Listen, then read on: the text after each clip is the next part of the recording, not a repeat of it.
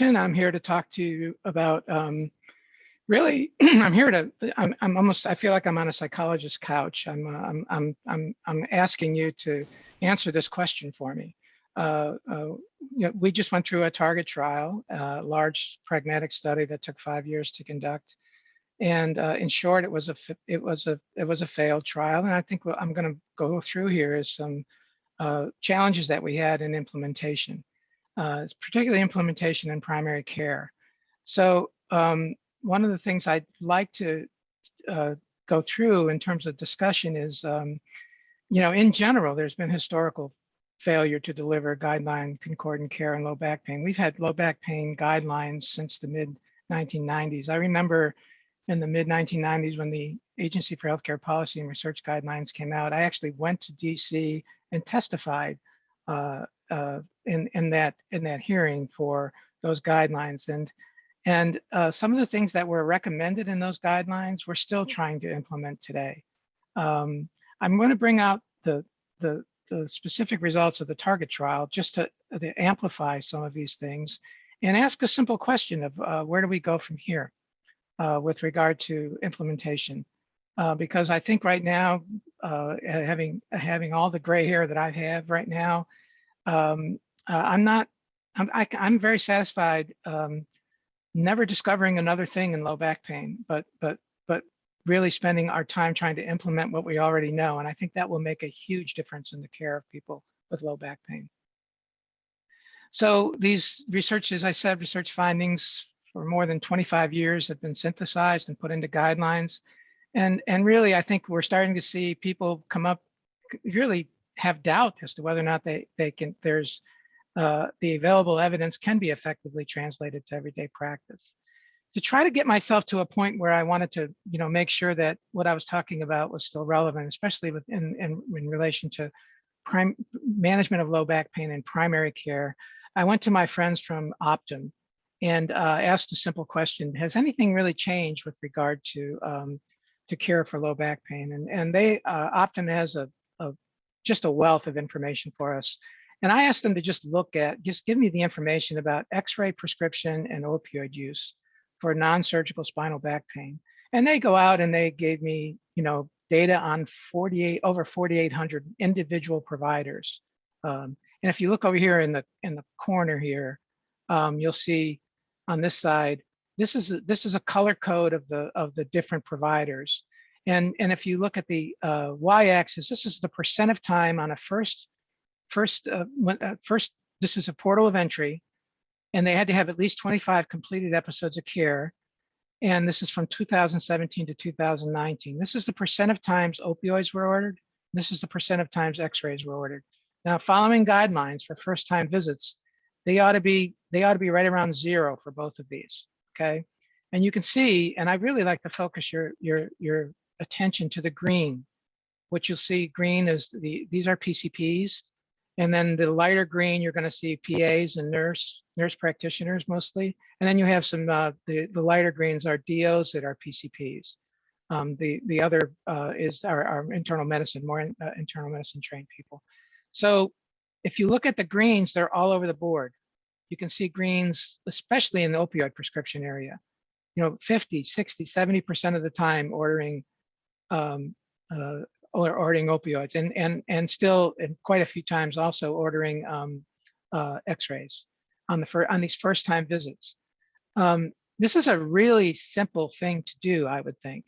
De-implementation of opioids and x-rays, which should be a very simple thing for us to do. You would think that there'd be enough of a nudge especially in the opioid area, given the opioid crisis, but this is 2017 to 2019 data. And still we see just very high opioid prescription rates. When you conduct a pragmatic trial, as I say, this often reveals a harsh reality of the difficulty implementing. And we certainly discovered that in Target. We published the Target trial. This is the main paper, and I'm just going to go through some of the things that we found. In sum, the Target trial was a large multi-center type 2 effectiveness implementation design. We had 4 different centers that contributed: Pitt, Boston Medical Center, Johns Hopkins, and Intermountain. In general, in summary, we randomized 77 primary care practices. So we randomized practices, not individual patients. We enrolled over 5,000 patients. And we, as Janet said earlier, the goal was to determine if low back pain could be prevented, chronic low back pain can be prevented by prompt care of high-risk patients with acute back pain to this psychologically informed physical therapy. In general, this is the stratified approach that we've heard so much about. We used the screening tool, the start back screening tool, as that was the main tool that we used to identify high-risk patients. When we found the high-risk patients, the intervention was to get these patients referred to what we call psychologically informed physical therapy. So that in general is the typical physical therapy that we see, but we also train physical therapists to address these psychosocial obstacles to recovery through education, coaching, and graded exercise, trying to address fear avoidance and catastrophizing. I'm going to walk through this. This is really the patient flow. Remember, this is a pragmatic trial. So, we, first assess patients walking into these practices were assessed for eligibility. And I want to repeat, assessing for eligibility in this case were they there seeing primary care primarily for back problem? That was our eligibility criteria. If they were there primarily for back pain and they acknowledged that we took baseline measures in the primary care clinic. We first had to determine if they were chronic, because we wanted to exclude chronic, because this was only we defined acute low back pain as they weren't chronic. We administered the start back, and then we also administered a baseline oswestry. If the patients were high risk, we looked at those patients. This is where the trial was conducted. We randomized the primary care clinics into either doing usual care, where we didn't do much, or usual care plus this psychologically informed physical therapy. We determined whether or not the patient was going to get psychologically informed therapy in this group by basically looking at the chronic questionnaire and knowing that they were acute, and looking at the start back tool knowing that they were high risk. If they were high risk and acute and their practice was randomized into usual care plus PIPT, we automated a referral for PIPT to those patients. And then we did 6-month and 12-month follow-ups. The 6 months were to see if they transitioned to chronic.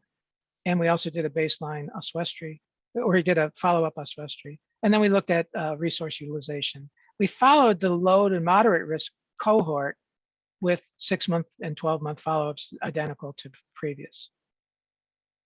Our target trial was very pragmatic. When you looked at our primary outcome, primary analysis, our eligibility, recruitment, setting, all of this happened in the either within primary care, all in busy primary care practices. Our primary analysis and primary outcome were things that were used really, and these were things that were already in electronic health records. Obviously, to perturb the study, we had to be less pragmatic with regard to flexibility and delivery, but overall, it was a highly pragmatic trial. And in summary, it was a failed trial. The target trial, we didn't hit the bullseye. That's a good way of saying it. A stratified management approach did not result in decreased rate of transition from acute to chronic. And we did find out some things that were interesting. The rate of transition to chronic was 32%, a figure that far exceeded most previous reports in primary care practices. But here's the thing I want to spend the rest of the time on here. The guideline non-concordant care at baseline was associated with increased rates of transition. This was one of the main findings of Target. And the implementation shortfall was a major limitation to the study and demonstrates the significant challenges that remain in present primary care environments. So did the trial fail because the stratified approach doesn't work, or did it fail because we didn't implement? And really, we'd like to further explore the implementation challenge before we really indict the stratified approach. So here's an example. This is really the implementation barrier in a nutshell. When we looked at data in the Target trial, we had 49,000, almost 50,000 unique patients that would have been eligible for the trial. Now, how many did we successfully screen?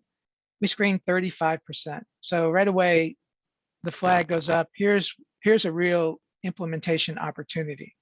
What does this entail? Well, first, we know they're eligible when we sweep the electronic health record and find an ICD-10 code that was related to low back pain, or we found an ordering diagnosis related to back pain. That was our definition of a patient that was eligible, right? But in order for the patient to be properly screened, really entailed was that the primary care practice had to ask the patient, were they there primarily for back pain, right? And we had signs all over the offices. We did all sorts of things to try to do that. There was still 65% of the patients were missed.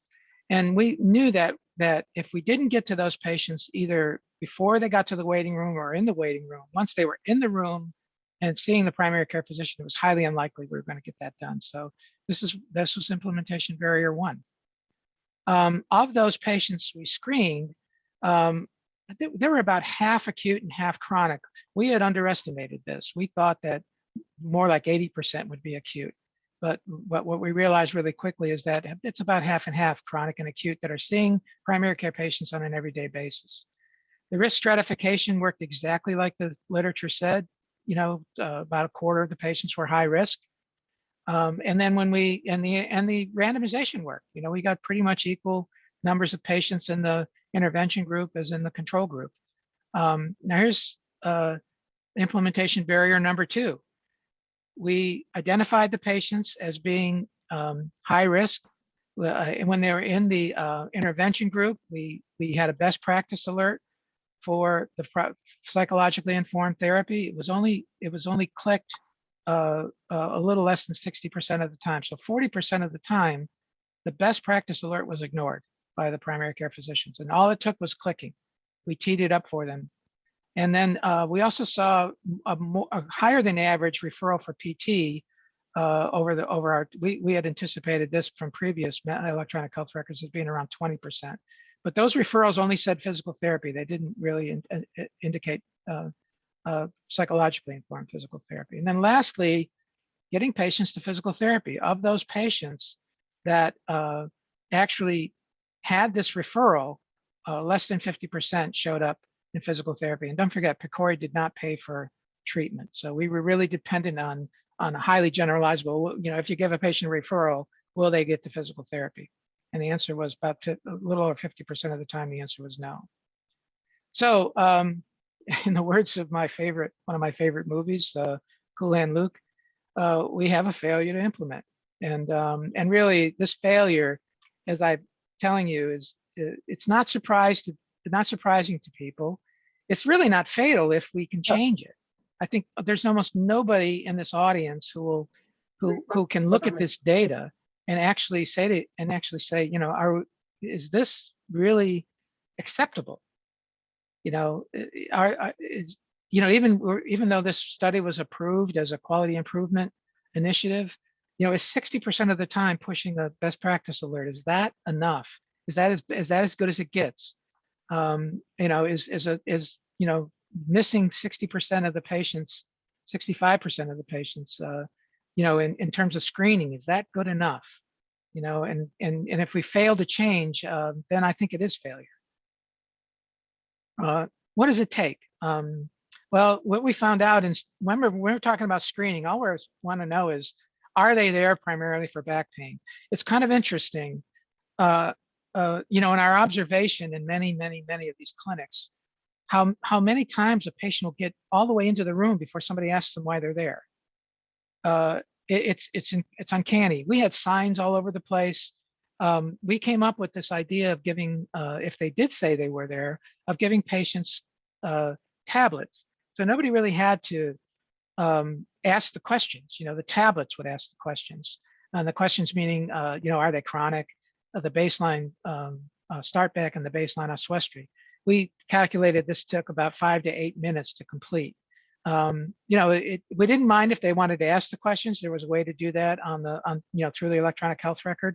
And in one of our settings, in Boston Medical Center, they actually had patient navigators ask the questions. So we were allowing a lot of different ways to get this done. Once this was done, the input, it was automatically put into the electronic health record. And we used the data to generate the best practice alert. So once the patient, if this was taken care of, once the patient got into the room, the best practice alert was teed up. Now you might ask, why not have the primary care physicians opt out of that? In other words, the best practice alert would be implemented and unless they opted out. When we went over that with the primary care physicians, they refused that. They assured us that they would do that. But that is an option for people, is to opt out. That might improve the best practice alert. So this is that part of it. What's, this implementate the entire a study, the randomized trial component of the study was this referral for PIPT. That's what separated, that's what got the people the intervention. And it was just clicking the BPA on the EHR. And it was, we thought teeing it up was enough, but maybe we need to do more. The opt-out is one example of doing more on this. And then attendance in physical therapy is another barrier. What's it take to get people into PT? It's really removing barriers. We heard over and over again, the barriers that we all know about: transportation, co-payments, fragmentation of care, all these legitimate barriers. But there is also, I've got these things in red because there are some things that the PCP can do here, more than just handing, here's your prescription, see you later, kind of things. The stratified approach, when it was originally described, in England, it was engaging primary care physicians, getting primary care physicians to engage with the patient and tell them about what was going to be going on in therapy and tell them about the importance of this and so forth. I think we didn't have nearly as much of that going on in this care. So this 40% failure of a best practice alert, or getting the patients to the intervention that we needed. This is where I get to the point of saying, is this futile? Because when we talk about the best practice alert being ignored 60% of the time, the 40% of the time, the answer I get from a lot of primary care physicians is, 60% uptake of a BPA is pretty good. And I just kind of look and think to myself, wow, I mean, is that as good as it gets? And this is where I get to the point of futility. It's certainly not, it certainly wasn't good enough to carry the water in our study. I can tell you that flat out. So, I go back to this, well, what is really being asked of PCPs? And there's been a systematic review about what's being asked of PCPs with regard to low back pain. They want an exam.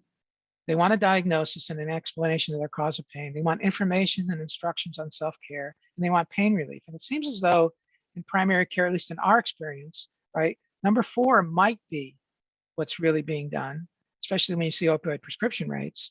Not whether or not that's being done appropriately is one thing, but I really don't see primary care physicians doing any of the not 1, 2, or 3 in what patients really need or what they're seeking. So, and clearly, I guess I'll set the bar even lower. Maybe the best we can look for in guideline concordance, all right, is really de-implementation. In the absence of red flags, no X-rays, no advanced imaging, no opioids, and really no specialist referrals. Can we just maybe we should set the bar here and see what we can do if this is really where it goes? Because I believe this, if we could do this, we would go a long ways in managing low back pain in primary care. Because first of all, we'd stop them from doing things that are of no value and sometimes could be argued to be harmful, right? And secondly, they'd have to do something. So maybe primary care would look at other things to be doing with patients that might be guideline concordant. It's I don't need to tell this audience about the costs of back pain. You can see back pain in private insurance is the highest driver. In public insurance, it's the 3rd highest. Okay, and out-of-pocket expenses, it's the 4th highest. So it's hurting everybody all around in these areas. And I don't know what we need to do to get this problem to cross a threshold where people will actually take it seriously and get to a point where real action needs to be taken. We also had a companion paper in Target, and this gets to the point about risk factors associated with the transition to low back pain. And really the question here was not just looking at the high risk patient, but looking across the risk strata, taking the whole sample. And what were the, in the transition from acute to chronic, what were the associated risks that went along with it? And what we found was that, early exposure to non-concordant care, we really wanted to study to see if that was something that contributed, and certainly it was. When we looked at these over 5,000 patients, nearly half of the patients were exposed to at least one non-concordant recommendation.